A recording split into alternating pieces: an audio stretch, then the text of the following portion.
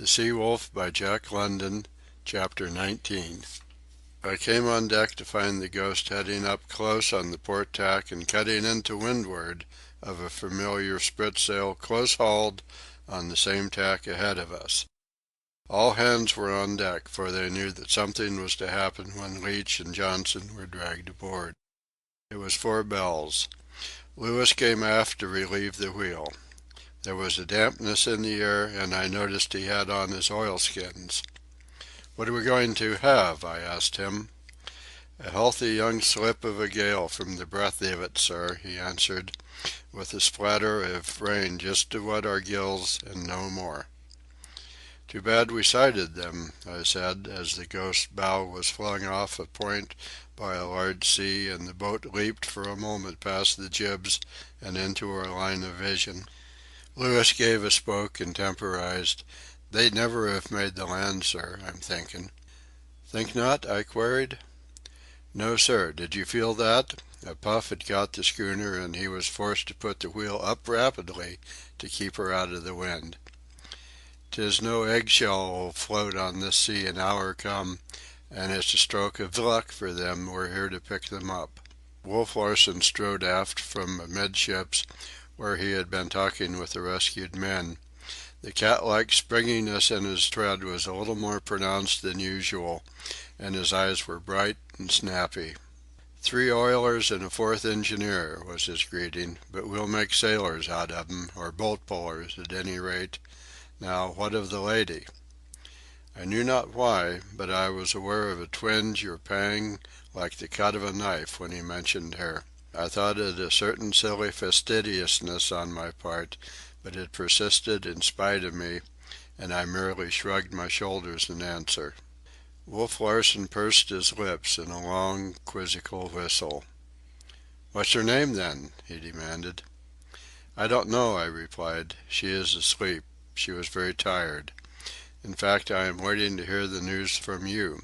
What vessel was it?" "Mail steamer," he answered shortly. "The city of Tokyo from 'Frisco bound for Yokohama. Disabled in that typhoon. Old tub. Opened up top and bottom like a sieve. They were adrift 4 days. And you don't know who or what she is, eh? Maid, wife, or widow? Well, well." He shook his head in a bantering way and regarded me with laughing eyes. "Are you—" I began. It was on the verge of my tongue to ask if he were going to take the castaways into Yokohama. "Am I what?" he asked. "What do you intend doing with Leach and Johnson?" He shook his head. "Really, Hump, I don't know. You see, with these additions I've about all the crew I want." "And they've about all the escaping they want," I said. "Why not give them a change of treatment? Take them aboard and deal gently with them. Whatever they have done they have been hounded into doing." "By me?" "By you," I answered steadily.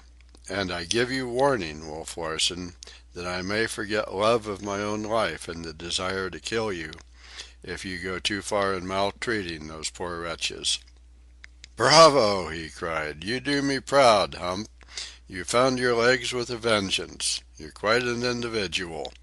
You were unfortunate in having your life cast in easy places, but you're developing, and I like you the better for it." His voice and expression changed. His face was serious. "Do you believe in promises?" he asked. "Are they sacred things?" "Of course," I answered. "Then here's a compact," he went on, consummate actor. "If I promise not to lay my hands upon Leach, will you promise, in turn, not to attempt to kill me? Oh, not that I'm afraid of you. Not that I'm afraid of you," he hastened to add.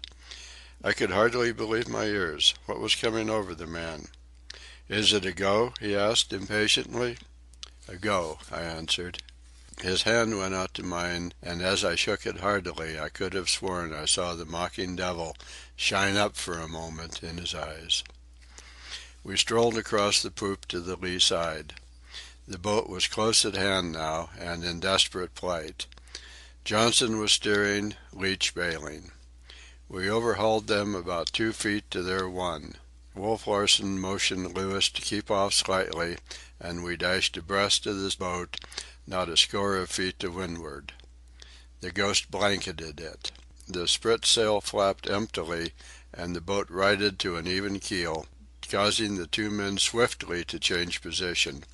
The boat lost headway, and, as we lifted on a huge surge, toppled and fell into the trough.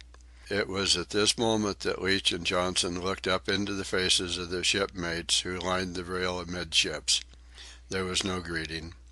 They were as dead men in their comrades' eyes, and between them was the gulf that parts the living and the dead. The next instant they were opposite the poop, where stood Wolf Larsen and I. We were falling in the trough, they were rising on the surge. Johnson looked at me, and I could see that his face was worn and haggard. I waved my hand to him, and he answered the greeting, but with a wave that was hopeless and despairing. It was as if he were saying farewell. I did not see into the eyes of Leach, for he was looking at Wolf Larsen, the old and implacable snarl of hatred strong as ever on his face. Then they were gone astern. The spritsail filled with the wind, suddenly careening the frail open craft till it seemed it would surely capsize. A white cap foamed above it and broke across in snow-white smother. Then the boat emerged, half swamped, Leach flinging the water out and Johnson clinging to the steering oar, his face white and anxious. Wolf Larsen barked a short laugh in my ear and strode away to the weather side of the poop. I expected him to give orders for the Ghost to heave to, but she kept on her course and he made no sign. Louis stood imperturbably at the wheel, but I noticed the grouped sailors forward, turning troubled faces in our direction. Still the Ghost tore along till the boat dwindled to a speck, when Wolf Larsen's voice rang out in command and he went about on the starboard tack. Back we held, 2 miles and more to windward of the struggling cockle shell, when the flying jib was run down and the schooner hove to. The sealing boats are not made for windward work.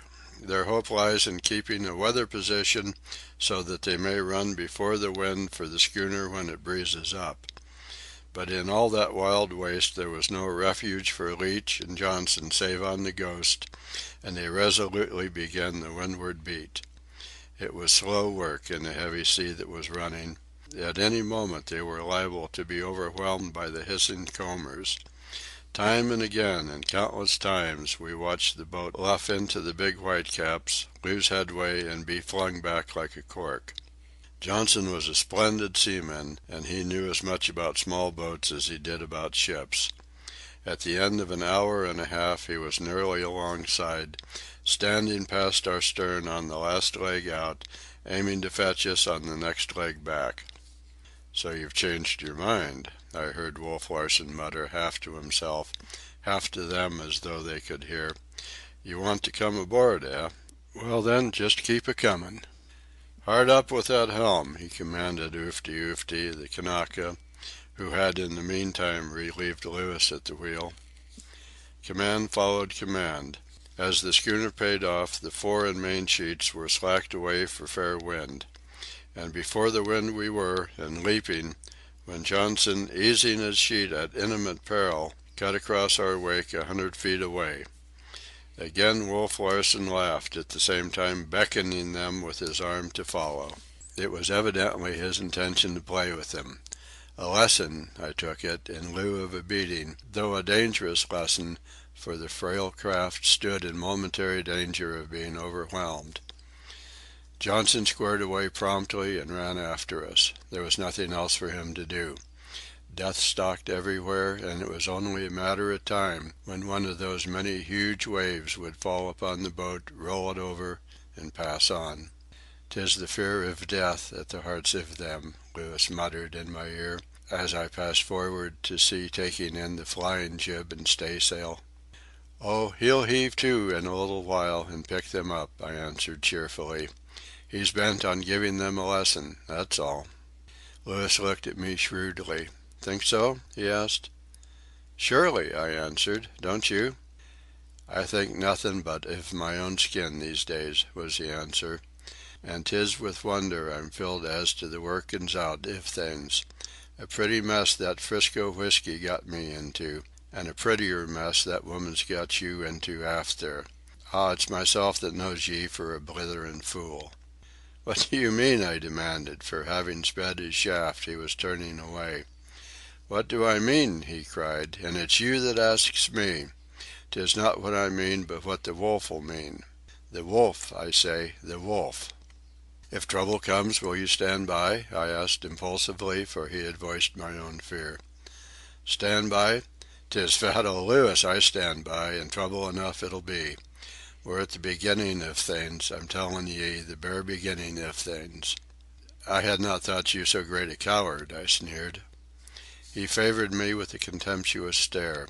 "If I raised never a hand for that poor fool," pointing astern to the tiny sail, "d'ye think I'm hungering for a broken head for a woman I never laid me eyes on before this day?"